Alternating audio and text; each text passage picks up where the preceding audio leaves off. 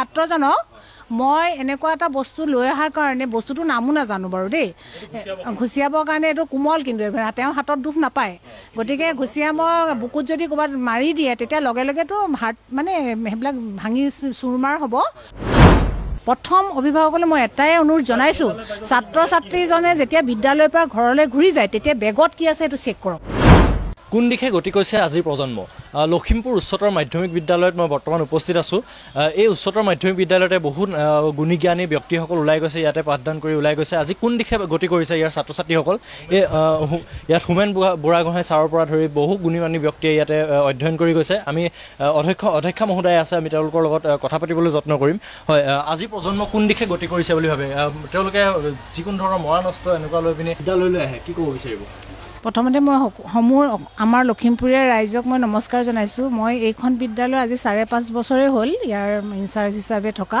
এই 5.5 বছৰীয়া মানে মোৰ যিটো যাত্ৰা সেই যাত্ৰা প্ৰতি বছৰে ভাবোঁ এইবাৰে বেয়া ল'ৰা আহিছে প্ৰতিবাৰে এই বছৰ ভাবোঁ যে ইবাৰৰ ল'ৰা ছোৱালীখিনি অলপ ভালেই আছিলে গতিকে প্ৰত্যেক বছৰে এতিয়া এইবাৰ আমি দেখিবলৈ পাইছোঁ ধৰি লোৱা বিভিন্ন সময়ত ছাত্ৰ ছাত্ৰীবিলাকে বিভিন্ন মৰা নষ্টবিলাক হাতত লৈ আহে আৰু কাজিয়াত লিপ্ত হয় বিভিন্ন সময়ত আমাৰ ইয়াতে বহুত হাতো ভাঙে ভৰি ভাগে সেইবিলাকতো আমি লগে লগে ট্ৰিটমেণ্ট কৰি মই নিজৰ গাড়ীতে উঠাই পেলাই হস্পিটেললৈ LMCলৈ লৈয়ে যাওঁ কিন্তু এই যে আজি এসপ্তাহমানৰ আগতে এটা ল'ৰাই এডাল মাৰিবলৈ আহিছে তেতিয়া আমাৰ ছাত্ৰৰ লগত কাজিয়া লাগি এই অস্ত্ৰপাত সি বনাই লৈছে তাহাঁতৰ হেনো এটা ড্ৰিলৰ মেচিন হেৰি আছে ইণ্ডাষ্ট্ৰি আছে গতিকে সেই হেৰিটোৰ জৰিয়তে তাৰমানে তেওঁলোকে তাৰমানে এইটো বনাইছে আৰু প্ৰেক্টিছ কৰিবলৈ কি প্ৰেক্টিছ কৰিবলৈ নাজানো তেওঁ বেগত এইটো ওলাইছে কিন্তু তেওঁ কাজিয়াত লিপ্ত থকাৰ কাৰণে টিচাৰে এই বস্তুটো চেক কৰাৰ কাৰণে এই বস্তুটো আমি পালোঁ ক্লাছ 8B ছেকশ্যনৰ ছাত্ৰ গতিকে আপোনালোকে ভাবকচোন মানে অভিভাৱকৰ অকণো দায়িত্ব নাই নেকি বেগটোত কি আনে প্ৰথম অভিভাৱকলৈ মই এটাই অনুৰোধ জনাইছোঁ ছাত্ৰ ছাত্ৰীজনে যেতিয়া বিদ্যালয়ৰ পৰা ঘৰলৈ ঘূৰি যায় তেতিয়া বেগত কি আছে সেইটো চেক কৰক আৰু আহোঁতেও বেগটো চেক কৰক এজন ছাত্ৰ মৃত্যুমুখতো পৰিছে সেইটো এটা দুৰ্ভাগ্যজনক কথা তেওঁলোকৰ অকণমান টাইমৰ গেপিং হ'ল আমাৰো লগে লগে দৌৰিব লাগে আমি অন্নবৰত দৌৰিয়ে ফুৰোঁ দৌৰাটো বেছি মানুহ থাকিলেও মই মানে আগতে ষ্টুডেণ্টখিনিকহে 1 নম্বৰত গুৰুত্ব দিওঁ তাৰ পাছতে তেতিয়াতো সেইটোৱেতো কৈছোঁ সেইকাৰণে সেই ছাত্ৰজনক মই এনেকুৱা এটা বস্তু লৈ অহাৰ কাৰণে বস্তুটোৰ নামো নাজানো বাৰু দেই ঘুচিয়াবৰ কাৰণে এইটো কোমল কিন্তু তেওঁ হাতত দুখ নাপায় গতিকে ঘুচিয়াব বুকুত যদি ক'ৰবাত মাৰি দিয়ে তেতিয়া লগে লগেতো হাত মানে সেইবিলাক ভাঙি চুৰমাৰ হ'ব কিন্তু মই অনুৰোধ জনাইছোঁ যে ছাত্ৰ ছাত্ৰীবিলাকে এইবিলাক বনাবলৈ পাইছে কেনেকৈ গতিকে এতিয়া 1 নম্বৰ কথা হৈছে আমাৰ কেঁচি আনে ভাং কাটিবলৈ আৰু মানে ভাঙৰ চিলিম উদ্ধাৰ হয় আৰু আমাৰ যিহেতু এখন 31 বিঘা বহুত ডাঙৰ এৰিয়াৰ আমাৰ স্কুলখন 3খন গেটে আছে আমি 2খন গেট অনবৰত বন্ধ কৰি থওঁ কাৰণ ছাত্ৰ ছাত্ৰীবিলাক যেনি তেনি পলাই যায় কাৰণে এখন গেট আমাৰ গেট কিপাৰ থাকে মাজে মাজে মানে আমাৰ পৰীক্ষা বা আজি পৰীক্ষা হৈছে খোলা থাকে বিভিন্ন অজুহাতত লৈ বাহিৰৰ পৰা বহুত ছাত্ৰ মানে এনেকৈ আহে স্কুটি লৈও আহে ছাত্ৰবিলাকেও স্কুটি লৈ আহে গতিকে তেওঁলোকে কি মানসিকতাত ভাং দিয়ে গুটকাটো খায় আপুনি ক্লাছৰুমত আপুনি চালে মই ৰং কৰা বেছি দিন হোৱা নাই ইলেকশ্যন আজি কেইদিন হৈ গৈছে 6 মাহ হোৱাই নাই ইলেকশ্যন হোৱা গুটকা খাই পিকাটোহে ডাঙৰ কথা য'তে ত'তে পিকাই দিয়ে বেৰে চেৰে সেইবিলাকতো নাচায় আজি 6 মাহ মানে 3 মাহমানৰ আগতে ৰং দিয়া বেৰত এতিয়া গুটকাৰ পিক গতিকে আমি ছাত্ৰ ছাত্ৰীসকলক অনুৰোধ কৰাৰ লগতে অভিভাৱকসকলক সজাগ হ'বলৈ কৈছোঁ যদি অভিভাৱকসকলে তেওঁলোকৰ সন্তানটিক দায়িত্ব সহকাৰে বিদ্যালয়লৈ অনা নিয়া কৰে তেনেহ'লে তেওঁলোকৰ ছাত্ৰ কেতিয়াও বিপদগামী যিসকল ছাত্ৰ ছাত্ৰী এনেধৰণৰ মৰা নষ্টসমূহ লৈ আহে তেওঁলোকক আপোনালোকে ধৰাও পেলাইছে তেওঁলোকক আপোনালোকে কি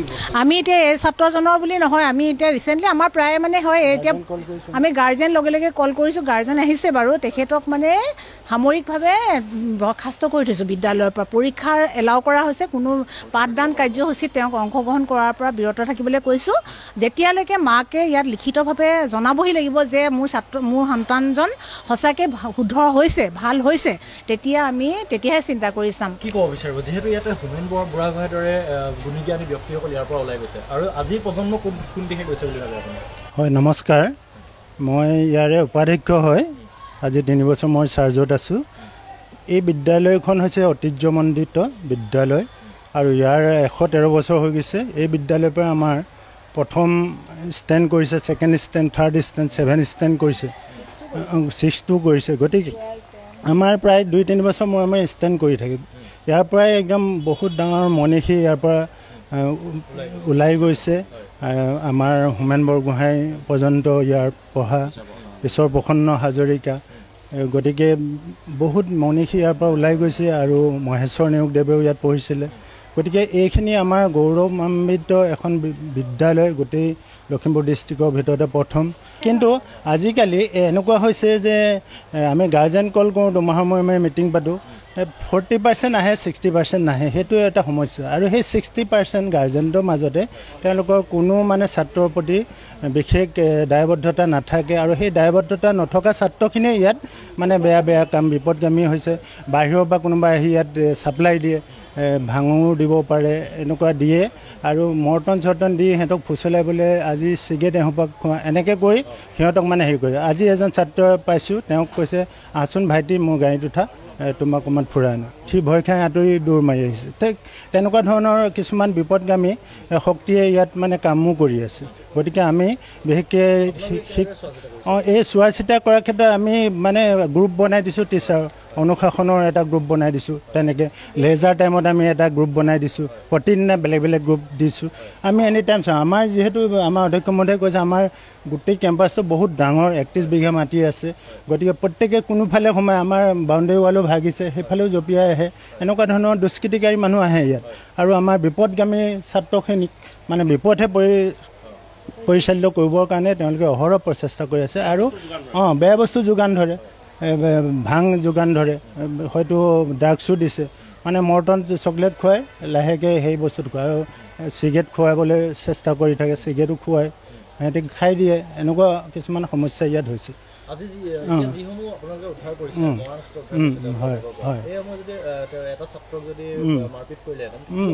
সেইটোৱে। গতিকে দেখিছে যে মঙলদৈত তেনেকুৱা হৈছে, পদুমপুখুৰীত তেনেকুৱা, গুৱাহাটীতো হৈছে।